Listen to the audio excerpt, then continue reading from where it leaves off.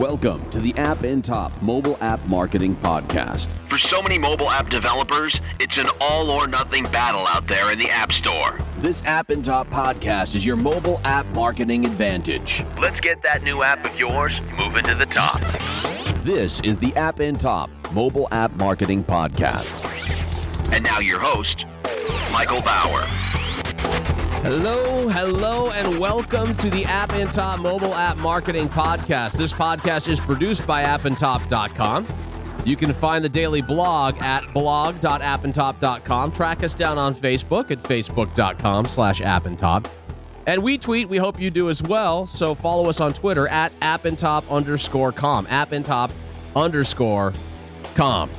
Busuu is the world's largest social network for language learning. Users act as both student and tutor, correcting one another's work by offering users the opportunity to learn the language and practice their listening, writing, reading, and speaking with assistance from a rapidly growing community of native speakers. We're joined today by Antoine Sakho, the Senior Product Manager for Mobile Products at Busuu, to discuss how education apps are sort of becoming more challenging to market these days as the number of players on that market grows exponentially. So, Antoine, thank you so much for taking the time to join us here today. We appreciate it.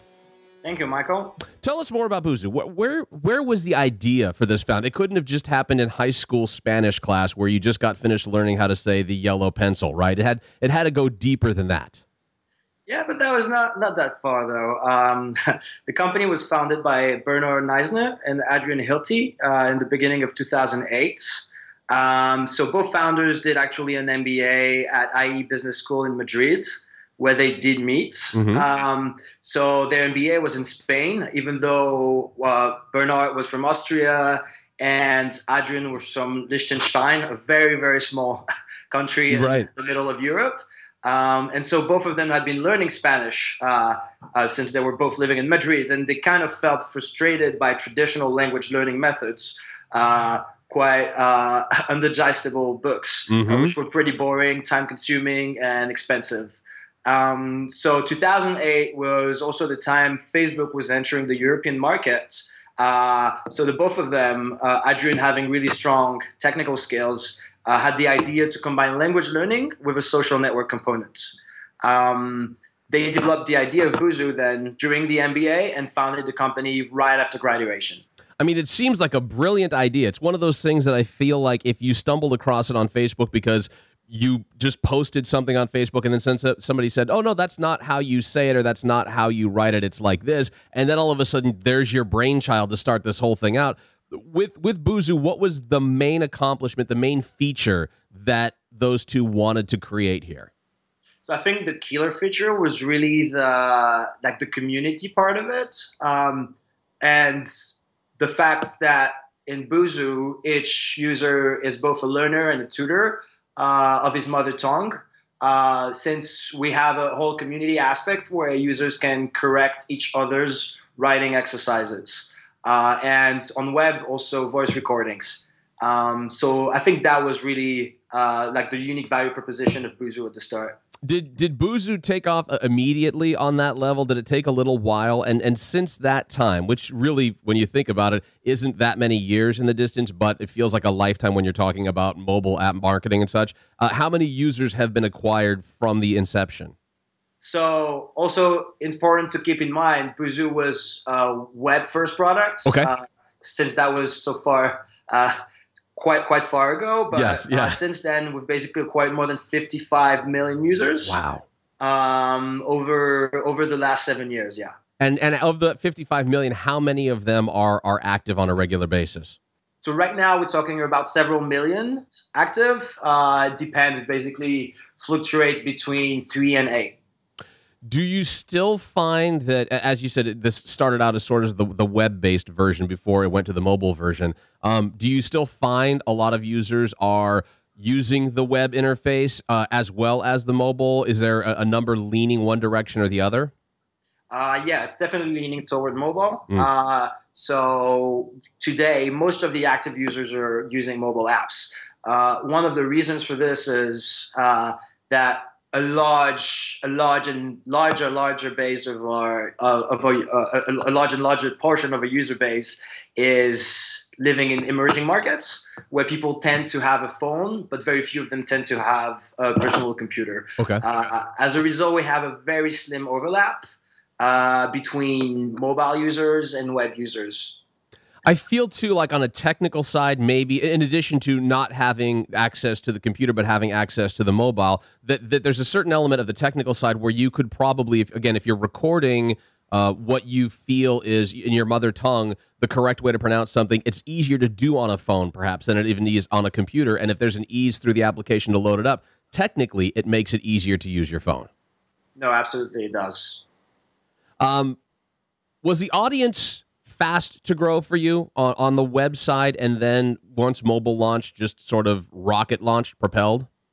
So on the website, the first users were mostly friends and families. But what really started the whole thing was blog marketing. Mm-hmm. The founders did a lot of blog marketing at the time, started contacting blogs all over the world and media. And they all started to pick up because of the whole novelty of even, like a language learning website. So the site got its traction from there. Once Busuu started really monetizing, then we started really analyzing user acquisition costs and lifetime value. And then we started ramp marketing once there was a margin there. Got it. So here's what I know, and I am horrible at other languages, which is why I think Busuu would work for me. But let me say this: a lot of people I feel can read and understand another language to a certain extent, but they can't speak it very well. So what is the interaction if I were to log on to Busuu, if I were to open an account with Busuu right now? How would I go about doing that? Is it as simple as joining a community for that particular language and then making friends? Is there a direction that the app takes me through? What is that element like? So on the website, you can actually add people to your friends list and text chat or video chat with them. Okay. On the mobile app, we took a slightly different approach currently, where you can basically send them free-form essays, which you're required to write at some points within your lessons. Okay. The idea is that then you get corrected on those essays. Okay. So the whole idea here is, again, like throughout the platforms to say, hey, look, just repeating mindlessly content won't get you very far. You kind of need to make mistakes and get other native speakers of the community to correct them. And yes, that's definitely how we tackle the problem is by trying to make every user not only a student, but really like a tutor of his mother tongue. I love it. It's a brilliant idea, Antoine. I will ask you this. What language have you learned by using Busuu? So I've learned Italian. I'm currently learning Italian. Nice. How difficult is that for you? And do you find that it based upon the ways that you've learned other languages, that this is a not necessarily simpler way, but are you retaining more doing it this way through Busuu? So I think for me, the most important thing is, let's say, like the bite-sized characteristic of our lessons, in the sense that, like, being quite busy with my own work right now. Right. I try to find breakpoints during my day, like lunchtime or commute time. And for this, yes, definitely Busuu gives me kind of an edge compared to other methods which I've tried, let's say, to learn Japanese, where I would go to late night classes, for instance. Yes. So that's definitely a big thing for us. It is. And I would imagine, too, that with a little bit of that, you get the opportunity to, like you said, sort of in short bursts, if there's something you need to know relatively quickly, not that you're literally sitting there at an Italian restaurant and need to know how to order this in Italian, but if there's something you need to know relatively quickly, that can be done in a relatively short burst as well through Busuu. Yeah, exactly. And we actually spent quite a lot of time last quarter reworking the whole navigation system to make it way easier for users to find the content that we're looking for at the time they needed it. That is fantastic. I think it is absolutely fantastic. Here's what we're going to do, Antoine. We're going to take a quick break here. We're going to find out how the launch happened and Busuu's most effective channels of mobile user acquisition. As Antoine Sakho, Senior Product Manager for Mobile Products at Busuu, explains to us, coming up in seconds here on the App and Top podcast. You are listening to the App in Top Mobile Marketing Podcast. This podcast is produced with the support of AdtoApp.com, the SDK of choice for mobile publishers who want to monetize their apps. With algorithms that double revenue for your mobile app monetization, smart mediation of 20 plus largest advertising platforms, maximum rate per 1,000 impressions, 100% fill rate in 180 plus countries, and Super easy integration and fast payouts. For more information on how to get started, log on to AdtoApp.com.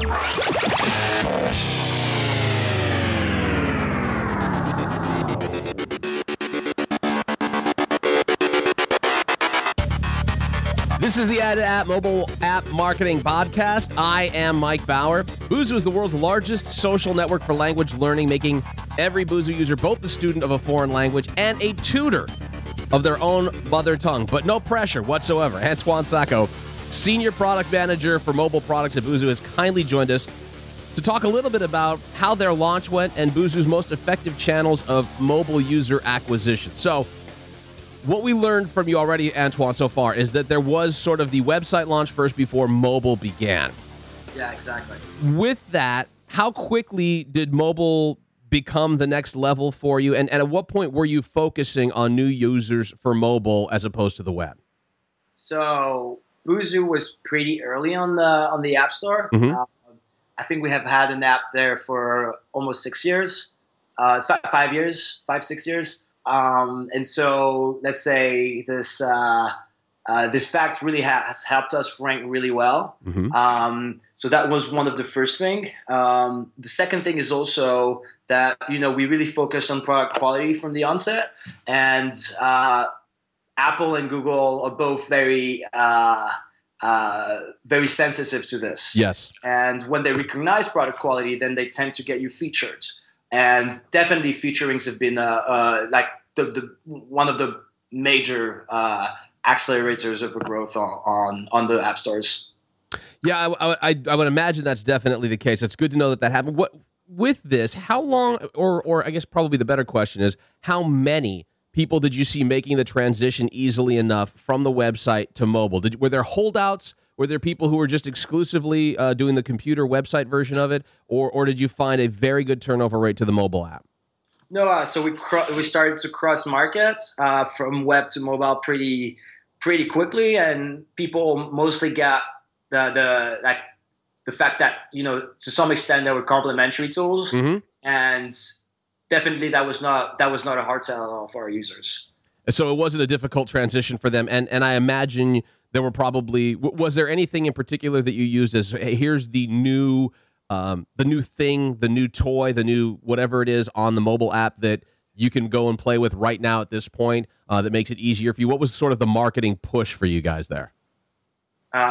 So the marketing push for us was really, again, this whole bite-sized aspect of it. Yeah. And the idea to tell them, okay, like, now look, you don't need to be chained to your computer anymore. Right. You can just take it in the tube. You can just take it on holiday. Yeah. It's everywhere. It's with you. You can learn the language on the go. You're not locked down to that chair. Exactly. Absolutely. What was the first country you were focusing on in regards to the marketing? Or perhaps where did you feel like the best place to start was?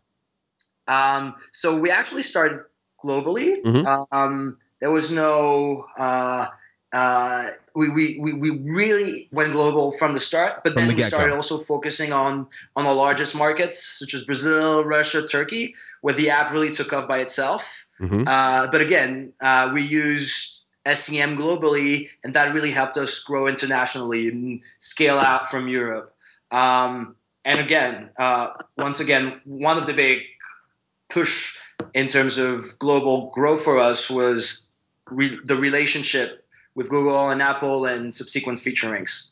And so for the mobile side of that, was that launch maximum immediately? You're saying worldwide. Did you go maximum, or was it more of a soft launch to begin with?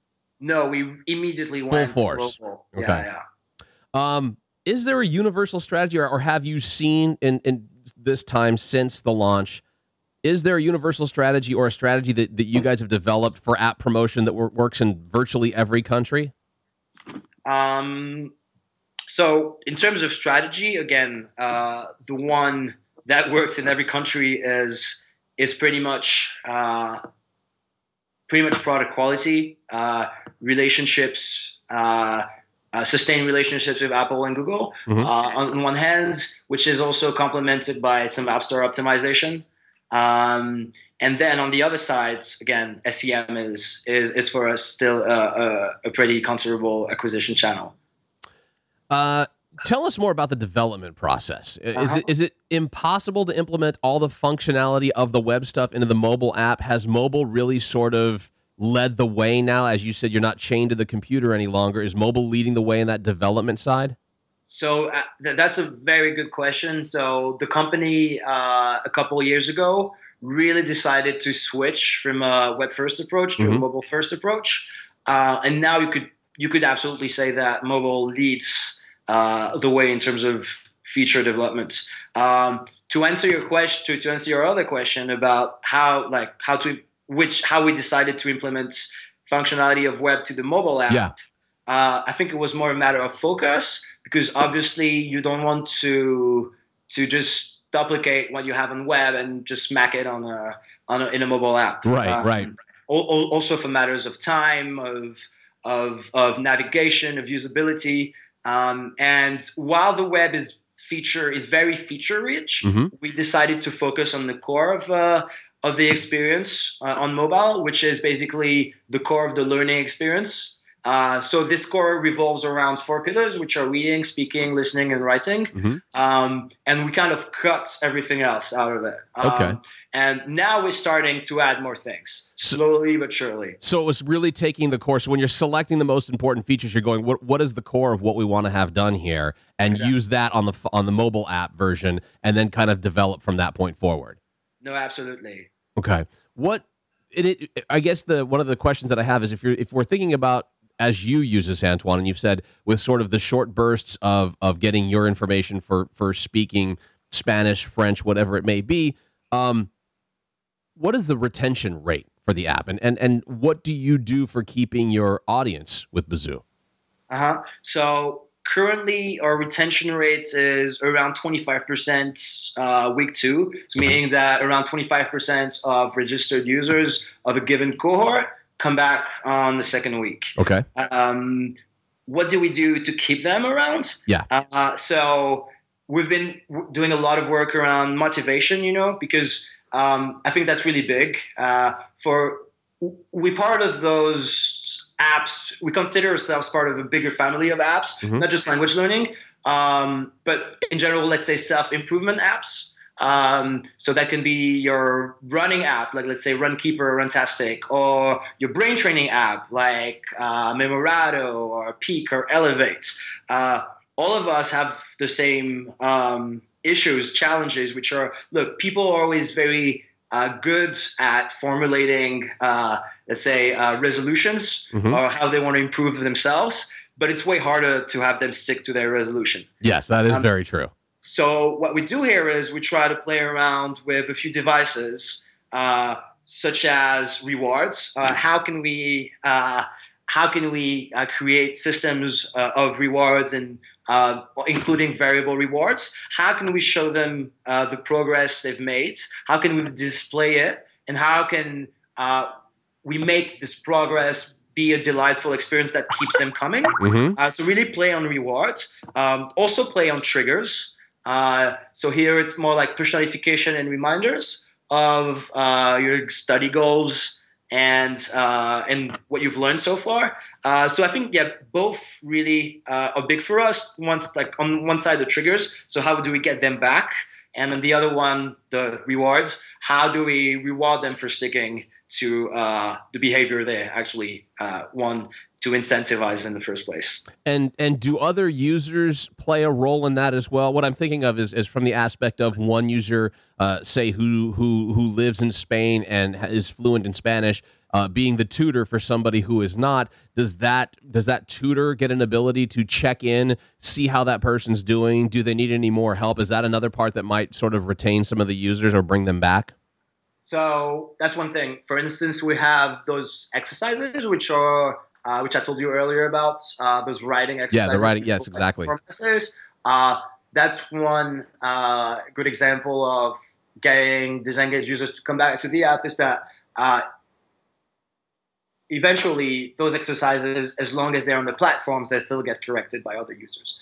And so the users, whether they're still engaged or disengaged, still get notifications and get pulled back to their website from this. The other part of it is also definitely the relationships that people form, right, with their, let's say, language exchange partners. Because for some users, for really highly engaged users, we've really seen those relationships last for several years and real friendships being formed there, which, again, pull them back at regular intervals to the website or the app. Gotcha. And Antoine, I'm trying to think about this from a different level, because I know that people individually learn differently. I know that in different countries, the education process may be different along the lines of how the individual is learning. For an example, with Asian countries and an Asian audience, do you feel that that particular audience has a specific way, maybe what they would consider a different type of an education process? Do you find that there's has to be a certain way to welcome or set things up based upon the country that the user is coming from? Are there challenges that way? No, absolutely. It's a very good question, especially in Asian countries. We do see that there is a different type of education process, and that, like somehow users might be looking for something else than just pure, let's say, pure language learning for leisures. Again, there is that whole idea that English can be a big career booster, for instance. And as a result, we see a lot of hunt for certifications. Also, this is due to the fact that, China, for instance, their own education system is really based a lot on memorization and exams. Right. So a lot of language learning apps that are targeted at the Chinese market are really about, let's say, exam prep. Okay. The exam prep apps are very big in China. So we're aware of those differences, of those cultural differences, but we definitely are investigating further into this market, and we'll probably have to adapt the product slightly. So it sounds like you guys are aware of that. And do you get feedback from that from the users as well, as to, this is the style that I learn, or do you do this with, I guess, meeting with some of the people that work on your teams that go, well, this is how I've learned how to do this? Is there sort of that process that goes on as well, and constant evaluation? Yeah, I think so. We have hired a country manager China, which helps us, again, understand better the market there, and users, their goals, their pains, their expectations. And definitely this comes more, let's say, from this holistic approach, looking at what's in the market, what's working and why, and link it to cultural differences and also different education systems. Yeah, it's like a localization, but on a different level, because your localization is figuring out the insight to the way these people are learning, thus helping you develop that element for your app. Yeah, also, absolutely. And also, I think what also adds another element of complexity is also just the different language structures. You can't learn English the same way if, let's say, you're Chinese and you have an entirely different language and thought process than, let's say, if you come like myself from France and you have, let's say, a similar Latin heritage, which helps, again, understand some concepts better. So that's one big thing. Yeah, it would seem to me like that's going to be, I don't want to say a constant evolution, but something that you're monitoring all the time to make sure that ease of education for these people. I imagine, I hadn't even thought about that from an education standpoint, but that's something that has to be constantly sort of updated and evaluated. It'll be time to get down to the monetization element of what Busuu does when we return with Senior Product Manager for Mobile Products at Busuu, Antoine Sakho, when we return in moments here on the App and Top podcast.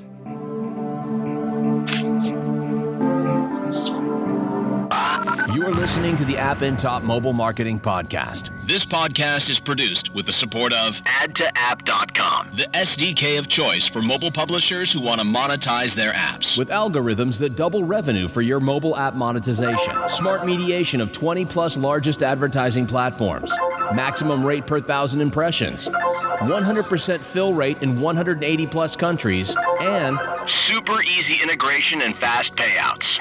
For more information on how to get started, log on to AdtoApp.com.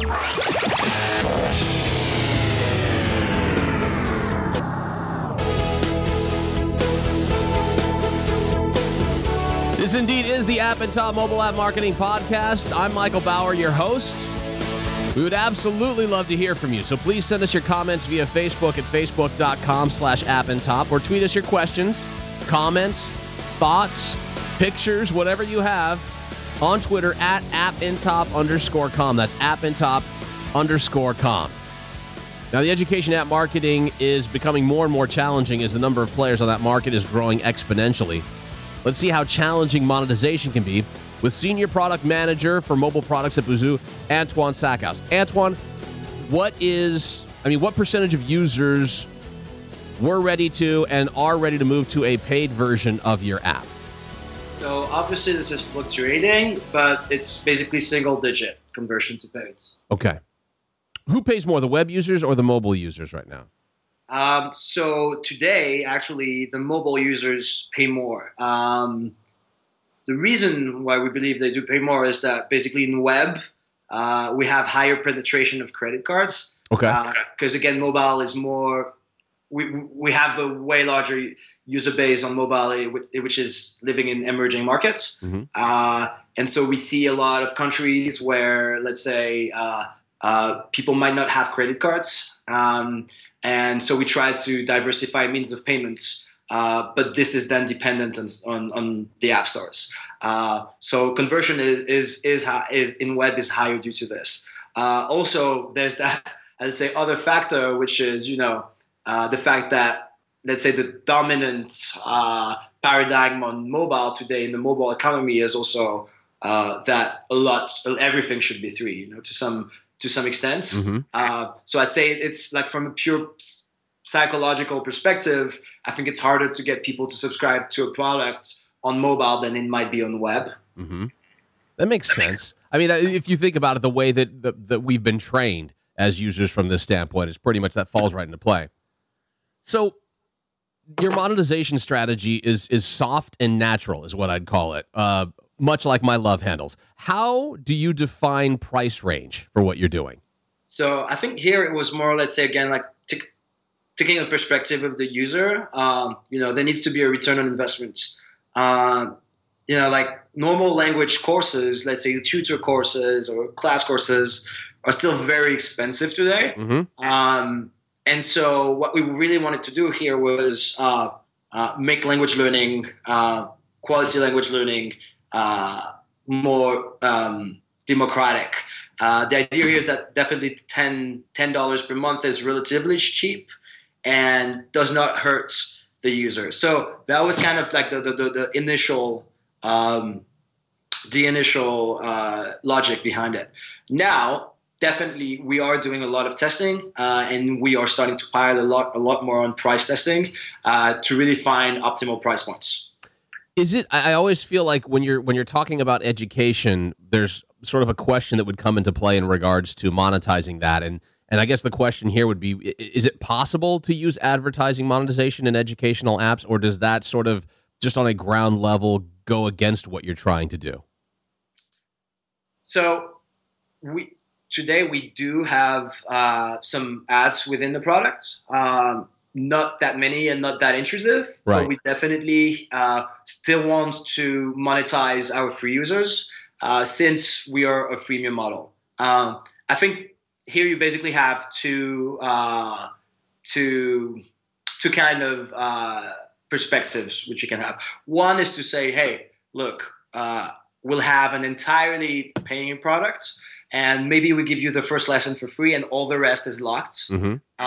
And we won't have any ads in it, which is a stance that is absolutely respectable. Mm-hmm. And on the other, you have the other model, which is about saying, hey, look, we'll give you access to most of the content. You won't have access to everything, and you'll still lose out on some pretty key features, but at least you'll be able to use the content in our app for a prolonged period of time. The only thing, though, is like accept the contract that you might see some ads sometimes. Yeah. But we do have ads in the app, but it's definitely not currently a focus. What is there? Are you able to gauge any of the reaction from the users in regards to those? Are they using those ads? Are they blowing past the ads? How are the ads received? I guess is probably the better question. So I think here we really, let's say, try to work along best practices in ad placements, which is to say never cut the user experience and try to find like the good breakpoints in the app, right? Where the user experience like isn't sacrificed, and there is a pause, so it does feel natural. And we do have quite a significant click-through rate between a single and 2-digit. Okay. And definitely we haven't seen that many, let's say, many outraged reactions in terms of user reviews or even when we run customer interviews. I think most users, again, understand that, this is a contract. Yeah. And we've tried again, we've actually A/B tested various placements to see then how it would influence retention on the short and medium run. And we're not seeing any kind of loss of audience from. I know for me, I think about this as an education process. I'm more than willing to see a couple of ads in order to get the education that I'm looking for. So with our current setup, no, we're not. Good. But again, this good. We do a lot of testing and we constantly iterate even on the placement of ads to try to again find that optimal equilibrium between, let's say, number of ads seen to long-term retention. Do you guys use any cross-app marketing? I mean, and if so, how well is that working for you? Is it possible to offer Chinese to those who are studying Spanish? And if I'm fluent in, say, French, is it how easy is that to go within sort of the promotion within the app? So today we have one unified app which proposes 11 languages. Okay. But we also do have split apps, which are language-specific apps. Okay. For our most popular languages. So we have Learn English, Learn Spanish, Learn Italian, Learn French, and Learn German, and Learn Portuguese. Those are definitely instances of cross-app marketing because then users, let's say, might find those apps because they might rank better on some keywords on the store, download them. But from these apps, we also promote, let's say, the main app if the users actually show interest in learning another language. Okay. So I download the Portuguese app because I want to learn Portuguese, but at the same time, I might also see through cross-promotion the ability to learn how to speak Japanese or Russian or something else. Yeah, absolutely. Okay, that makes sense there. Final question that I've got for you here as we get ready to wrap things up here. From your standpoint in working with Busuu, and more importantly, I think just as a whole in regards to the education app process, what do you feel in, let's say, the next year and then in the next 2 years, because things change rapidly. What do you think is going to separate the leaders of the educational app market from the rest of the pack in the next 1 to 2 years? Great question. So I think here there's really one thing that's going to be defining is a concept and a technology known as adaptive learning. Have you heard of this? I was going to say, I've heard of it, but explain for maybe those who haven't, what is adaptive learning as it applies to you guys? So adaptive learning is a concept whereby the contents, the curriculum, so the way the content is shown to a user depends on the user's points in time, like the user's situation at a given point in time. So that means what are the user skills? What is his motivation? How does he fare? Like a lot of factors come in, which again are parameters in quite complex algorithms. But the idea here is to say the content becomes intelligent and is able to serve the user in areas he needs it most. So the kind of the end goal of this is to say, look, as there's no two similar users, there won't be two similar curriculums. The curriculum will actually adapt to the user. There won't be any curriculum actually. Like it will be the content adapting itself, and it's the order it's shown in to a specific user. And then when I say specific user, again, it's a lot of different parameters that you can decide upon. And with that, the algorithm is helping determine what that's going to be through all this paradox of how they're using it, where they're at that time, where they're going with it. That's what helps set that process up. Exactly. So you kind of define a set of parameters. Maybe it's motivation, maybe it's skill. Mm-hmm. There's a whole lot of parameters which can be inputted here, and depending on this, then ideally, let's say, so you have a given base of contents. But then what really becomes intelligent is how and when is this content shown to the user. That's awesome. I mean, just to think about that from a user standpoint, to feel it's almost, and I guess this is probably why you would refer to it as the adaptive portion of it. It's almost like your own teacher right there personally working with you and understanding where it is that you're trying to go next in order to help better bring the next batch of content to you. Yeah, absolutely. This is really like artificial intelligence and machine learning applied to education, and in the sense that really this would be like having, exactly as you said, having your own teacher get you to study what you need the most at that point. Yeah, and I like it because it's not the, like when you go to a website and up pops the little person down at the bottom that, can I answer a question? And then they search an FAQ database, and it's not that. You're literally talking about adaptively understanding where this person is going, following those rhythms, and bringing up what a teacher, I think, would be bringing up as well. It's just not the face-to-face curriculum in a classroom kind of an aspect. Oh, absolutely. And this will also be, I mean, from my own understanding, this might also mean the depth of the interface, like wow. Not having even to navigate between lessons or courses, because there's just no curriculum anymore. Right. No, I mean, that sounds amazing to me. To think that can actually happen in my lifetime is fantastic. I love to hear that. Well, Antoine, listen, for the past 40 minutes, you've explained the launch of Busuu, how the integration between mobile and website happened. You've also sort of explained here something that I think is absolutely amazing and will be the one thing that separates the leaders from the pack in an already overcrowded educational app marketing world. So, Antoine, I appreciate your time, and thank you so much for taking the time to hang out with us. Now, you're officially free to go. My pleasure, Michael. Thank you, sir. I greatly appreciate it. And to the rest of you, all of you for listening, thank you very much. This has been the App in Top Mobile App Marketing Podcast. Make sure you visit our daily blog, blog.appintop.com, where you can find all this great information and much, much more every single day. Until next time, I'm Mike Bauer. See ya. The App in Top Mobile App Marketing Podcast is produced by AppInTop.com.